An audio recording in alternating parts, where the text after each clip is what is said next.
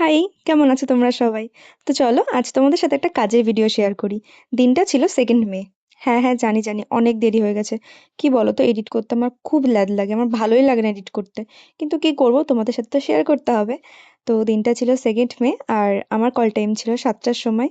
তো আমি গিয়ে মেহেন্দি পড়তে শুরু করে দিয়েছিলাম। দিদি বলেছিল মান্ডালার মধ্যে করতে, আর ব্যাক সাইডটা লোটাস।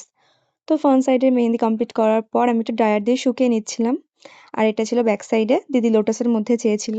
তোমরা দেখে অবশ্যই জানিও কেমন হয়েছে ডিজাইনটা। আর তোমরাও চাইলে তোমাদের স্পেশাল ডেতে আমাকে বুক করতে পারো।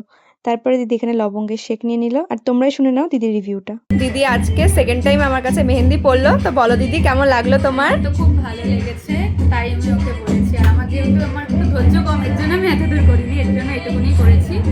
আর আমি আমার দাদার বিয়েতেও করেছিলাম, আর এর জন্য নিজের বিয়েতেও করেছি, আর খুব ভালো করে। Thank you.